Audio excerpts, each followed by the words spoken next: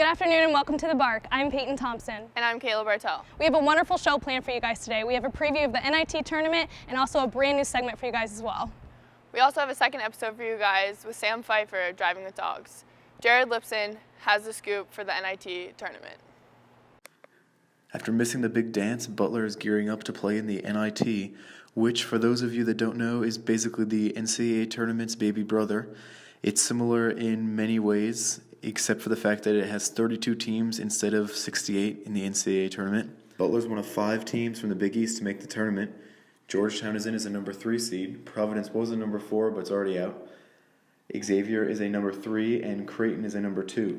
Butler shares their quadrant of the bracket with TCU, Sam Houston State, Nebraska, Memphis, San Diego, Creighton, and Loyola Chicago. The biggest game, of course, is the first game against Nebraska. Butler takes on the Cornhuskers on Wednesday at 9 o'clock. The game will be hosted by Nebraska, who had a significantly more impressive performance in their conference tournament than Butler. They beat Rutgers and Maryland before losing to Wisconsin in the Big Ten tournament. The Cornhuskers went 12-5 at home, while Butler, coming in, has a 2-9 record on the road. Butler has gone 1-3 in their last 4 games, as opposed to Nebraska's 3-1. All of the cards seem to be stacked against Butler. Peyton Thompson and Will Haughey discuss how they can overcome. Hi guys, I'm here with Will Haughey, Bark Analyst for men's basketball. Will, the Bulldogs got beat 3 times by Providence this season, prohibiting them from getting to the NCAA March Madness tournament. So going into the NIT, what can we expect from them? Yeah, well, obviously it's been a disappointing season for the Bulldogs. Not exactly where they'd hoped to be, but they're still playing, and that's good for Bulldogs fans. We get to see that. Some major things that I think we should look out for. First of all, being on the road. Butler's really struggled on the road this year. They're 2-9 overall, 0-2 in non-conference road games. So looking to get that first non-conference road game and really putting that outside noise and blocking that and try to win that game on the road, which will be tough for them. Also, I think rebounding down low, getting a presence down low. Nebraska's got a lot of big guys. Butler's really struggled with that this year, and I think that'll be another huge factor. And then just offensive production. I know it's very basic, but that's what Butler needs to do. They struggled with that this year, and look for guys like, I think, Jordan Tucker, a big standout game maybe, and maybe like a guy like Paul Jorgensen, who have kind of been, streaky this year, and if they could have a big game on the road, I think that'll help them a lot. Definitely. So obviously the season didn't go as planned for the Bulldogs. What went wrong? Where have they been struggling? If there's one main thing that I think that to look to, it's been a lack of a game plan from the Bulldogs. They've really struggled with scoring consistently. That's led to blowing leads, falling away from games early, and also just a lot of scoring droughts. There's been times where, it's been 5 or 6 minutes in the game without a basket. That allows teams to make 10, 12-0 runs. And it's really hard to come back in the game, especially when you're already struggling offensively like the Bulldogs have this year. So really, really being consistent, I think, is a big thing for them. So for next season, what can they improve on? What should we be expecting of them to do better? Yeah, well, obviously, like I said before, game plan, I think that's a big thing. If there are 3 things that I really think that the coaching staff should harp on over the offseason, offense production, like I've said, maintain possession and pace of the game, I think, is big. And then lastly, rebounding, like I said, and having that presence down low. Thanks for being with us today, Will. Now we're checking in with Kayla, Mohsin, and Josh, talking about the NCAA bracket and March Madness. Thanks, Will. I'm back with Josh and Mohsin to discuss this year's NCAA bracket. So what do you guys think that the committee did it right this year? Yeah, I think that for the most part they got it right. I don't have a problem with any of those bubble teams that got in, those that didn't get in. I really like that Belmont got in. A lot of people have a problem with NC State, which I don't have as much of a problem with. They didn't schedule well in the non-conference, and then when you don't schedule well in non-conference, you bet on winning games against the Virginias, the Dukes, the UNCs of the world in conference play, and they didn't do that, so I don't have a problem with that. There are a couple of seeding issues that I would have put teams a couple seeds higher or lower, but apart from that, I think the 68-team field is about as good as you're going to get. You know what, I agree with everything you said. The only thing is Michigan State should be a #1 seed. The winners of the Big Ten, regular season and the tournament, and they play well the entire year. Unfortunately, 3 ACC teams in the tournament as #1 seeds raises some question marks, especially with the way Michigan State played. I could argue that maybe Virginia should be a 2 seed, Michigan State should be the #1 seed, but that's my biggest issue. I also think that Wofford, believe it or not, as a 7 seed, I think they're a little overrated at that placement, but I really think they're going to lose the seed in all round 1. All right, that's great information. How about the hot takes for this season, for this tournament?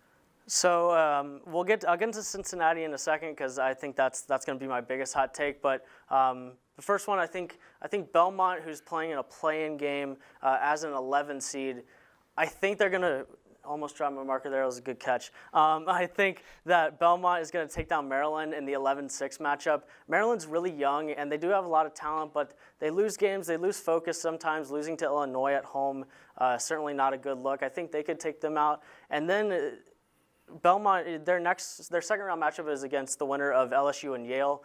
LSU is just a train wreck right now with their coach, cheating on record. And Yale is just not the same level of basketball team as Belmont, in my opinion. So I think if we're going to see double-digit seed get to the Sweet 16 in the second weekend, it's going to be Belmont out of the East region. You know what? It's funny you say that, Josh, because I have Yale being that team going to the Sweet 16 from that region as well. I think Yale, like you said, LSU is going through some issues. LSU is a very physical team, great on the offensive glass. But you know what? They're going through a lot of stuff. They just suffered in the SEC tournament, losing to Florida. I really think that Yale, they got to have that one Cinderella story. And I think the smart boys from the Ivy League, they're too smart to lose. They're going to win in the first round, and they're going to win the second round as well. Now, what are your Final Four brackets looking like? So I'll take the honors, yeah? Absolutely. All right, let's do it. So I've been talking a lot about Cincinnati, obviously. So that's going to be sort of where my first, for some people, head scratcher is going to come from. They're going to come out of the South. They're going to take down Tennessee and Virginia in their road to the Final Four. I saw them beat Houston, and Houston, Tennessee, and Virginia, they're very similar teams. Cincinnati's just not going to have to score very many points if they play good defense to beat these teams. Virginia is just, they're not. We keep saying that maybe this is the year. I'll believe it when I see it, and I think Cincinnati is the type of team that they could lose to, even if they get to the Elite Eight. The rest of it is pretty mainstream. I must be quite honest. Coming out of the East, it's going to be Duke. They're the best team in college basketball, in my opinion, and I don't see any reason to pick against them. They're going to play Gonzaga. I don't think people realize how good Killian Tilly is, a guy that has been hurt for a lot of the season, played some minutes in the West Coast Conference tournament. I think you're going to see a bump to 22 to 24 minutes in the tournament, and that just changes this team. They've got pros all over the floor. Rui Hachimura, Josh Perkins is a really good point guard. Brandon Clark is a borderline first-team All-American, and he wasn't supposed to be. Gonzaga's going to the Final Four. And then my last one coming out of the Midwest region is UNC. They score the ball unlike almost anybody else in the country. They got a great point guard and Kobe White, and guard play is crucial in March. They got veterans in Luke May and Cam Johnson. I like them a lot. So I'm going to stop there. I've been talking for a while, but I'm going to let you go with your Final Four. Mohsin, what you got? I'm going to start off with, I agree with you. Duke, best team in college basketball. Zion Williamson's back. Phenom basketball player. Going to go #1 in the draft. I got Duke coming out of the East as well. And I'm going to meet you at the bottom, UNC as well. For the same reason you mentioned, they're such a great team when it comes to just up-tempo, fast-paced transition basketball, pushing the ball up and down the court. And I think they're going to be coming out of the South there. So let's go back to where you started with Cincy. I got Villanova, the 6 seed, coming out of that area. So I think Villanova with Jay Wright, such a very experienced team in March in the tournament, great leadership there. I think that Phil Booth and Pascal, those are two guys that just have that experience and have that edge to them that are going to push Villanova to the Final Four. And then for my other team, I got Michigan coming out of the East here. Michigan, John Beilein is one of my favorite coaches in college basketball. They just know how to win. They just know how to play as a team. And like as you saw last year, they made a run in the tournament as well. So this is my Final Four. We got Big Ten, Big East, and 2 ACC teams. So I think this is what's going to happen, man. All right, so who do you guys think is going to win it all? So I'm going to go with round 4 of UNC versus Duke in the national championship game.